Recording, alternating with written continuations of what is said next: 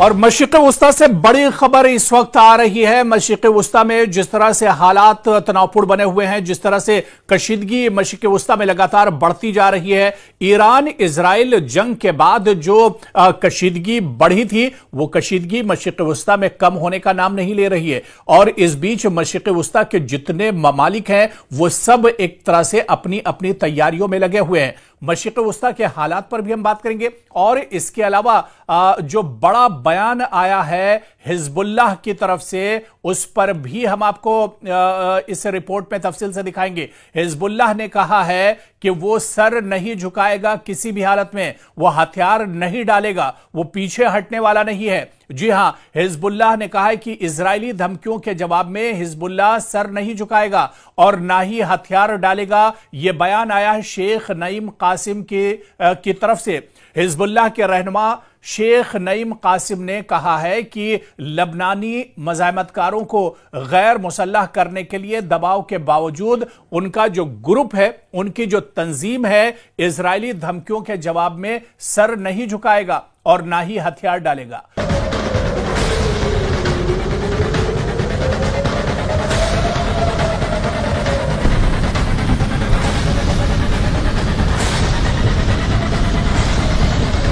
कासिम ने आपको बताते चलें कि हिजबुल्लाह के मजबूत गढ़ बैरूत के जुनूबी मजाफात में अपने हजारों हामियों से टेलीविजन पर खिताब किया और उन्होंने अपने इस खिताब में कहा कि यह धमकी हमें इताअत कबूल करने पर मजबूर नहीं कर सकती है। उन्होंने कहा कि बार बार जो धमकी इजराइल की तरफ से दी जा रही है, बार बार जिस तरह से अमेरिका की तरफ से धमकाया जा रहा है, इन धमकियों का उन पर कोई असर नहीं पड़ेगा। यह धमकी उन्होंने कहा कि हमें इताअत कबूल करने पर मजबूर नहीं कर सकती हैं, यह धमकी हमें कमजोर नहीं कर सकती हैं, यह धमकियां हमें पसपा नहीं कर सकती हैं। गुज़िश्ता साल इजराइल और हिजबुल्लाह के दरमियान जंग के बाद इक़्तिदार संभालने वाले लबनानी रहनुमाओं ने 12 हथियार रखने के अमल पर रियासती इजारादारी का अज़्म जाहिर किया है, जबकि इजराइल से नवंबर में होने वाली जंगबंदी के तामील का मुतालबा किया है जिससे लड़ाई खत्म हुई थी। तो वहीं पर सितंबर में देरीना रहनुमा हसन नसरुल्लाह की इजराइल के हाथों हलाकत के बाद इनकी जगह लेने वाले शेख कासिम ने कहा कि ग्रुप के मज़ाहमतकार अपने हथियारों से दस्तबरदार नहीं होंगे और इस बात पर उन्होंने जोर दिया कि इजराइल की जारियत को पहले रोका जाए। उन्होंने कहा कि पहले इजराइल जो कार्रवाई कर रहा है, जो नापाक हरकत कर रहा है, इजराइल जिस तरह से लगातार अटैक कर रहा है, इजराइल जिस तरह से लबनान पर कार्रवाई कर रहा है, इजराइल जिस तरह से खित्ते में ईरान को निशाना बना रहा है, इजराइल जिस तरह से हमास को परेशान कर रहा है, इजराइल जिस तरह से गजा में कत्ले आम कर रहा है, गजा में अब तक हजारों मासूमों का कत्ल हो चुका है। तो ऐसे में जब तक इजराइल अपनी जारियत को नहीं रोकता है, जब तक इजराइल अपनी नापाक हरकतों को नहीं रोकता है, तब तक यह कार्रवाई नहीं रुकेगी। और एक तरह से उन्होंने कहा कि वो रुकने वाले नहीं हैं, वो किसी भी हाल में रुकेंगे नहीं। पहले इजराइल को एक तरह से अपनी जो नापाक हरकत है उसे रोकना होगा, इजराइल को पहले संभलना होगा, इजराइल पहले एक तरह से मान जाए, तभी एक तरह से इस जारियत को रोका जाएगा। उनकी यह तकरीर एक ऐसे वक्त में सामने आई जब बैरूत में अमरीकी एलची टॉम बैरिक की एक तरह से आमद होने वाली है। गुज़िश्ता साल इजराइल और हिजबुल्लाह के दरमियान जंग के बाद इक़्तिदार संभालने वाले लबनानी रहनुमाओं ने 12 हथियार रखने के अमल पर रियासती इजारादारी का अज़्म जाहिर किया है, जबकि इजराइल से नवंबर में होने वाली जंगबंदी के तामील का मुतालबा किया गया है जिससे लड़ाई खत्म हुई थी। तो वहीं सितंबर में देरीना रहनुमा हसन नसरुल्लाह की इजराइल के हाथों हलाकत के बाद इनकी जगह लेने वाले शेख कासिम ने कहा कि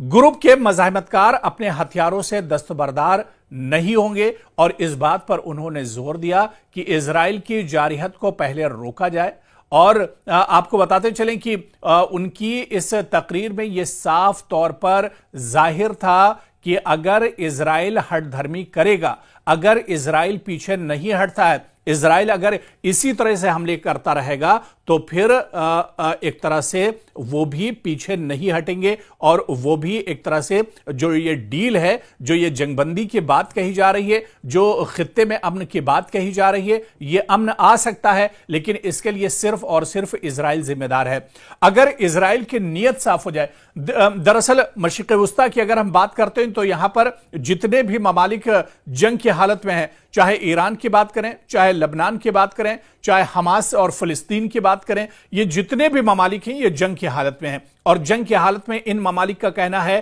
कि ये सिर्फ और सिर्फ इजराइल की वजह से है, क्योंकि इजराइल की नीयत साफ नहीं है। इजराइल हमेशा ये चाहता है कि वो एक तरह से मशरिक़ वुस्ता पर उसकी दादागिरी चले, मशरिक़ वुस्ता पर वो एक तरह से दादा बनकर रहना चाहता है, मशरिक़ वुस्ता पर वो अपना सिक्का एक तरह से चलाना चाहता है, और इसी वजह से ये बात नहीं बन पा रही है। सिर्फ और सिर्फ मशरिक़ वुस्ता के जो हालात खराब हैं उसके लिए इजराइल जिम्मेदार है, या फिर वो इस्लामी ममालिक भी जिम्मेदार हैं, वो अरब ममालिक भी जिम्मेदार हैं जो इजराइल का सपोर्ट एक तरह से करते हैं। और यही वजह है कि इस मशरिक़ वुस्ता में हालात बेहतर नहीं हो रहे हैं, और इसी वजह से अब जो बयान आया है वो बयान भी अब एक तरह से चौंकाने वाला है। और उन्होंने कहा है कि जब तक हिजबुल्लाह पीछे नहीं हटेगा, हिजबुल्लाह जब तक सर नहीं झुकाएगा, जब तक इजराइल एक तरह से हथियार नहीं डाल देता है, या जो इजराइल है वो पीछे नहीं हटता है।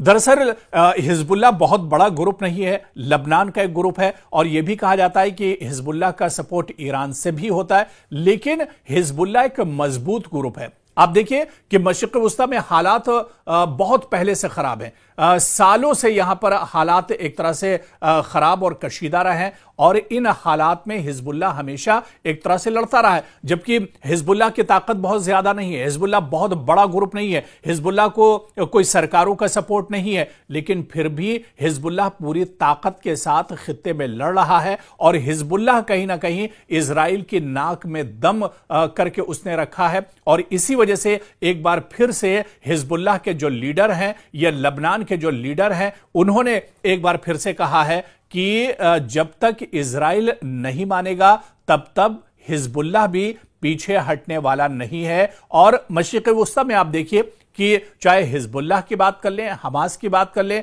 या हुसियों की बात कर लें, ये दरअसल वो ऑर्गेनाइजेशंस हैं, ये छोटे छोटे वो सब ग्रुप हैं जो इजराइल के लिए सबसे बड़ा खतरा बने हुए हैं। हालांकि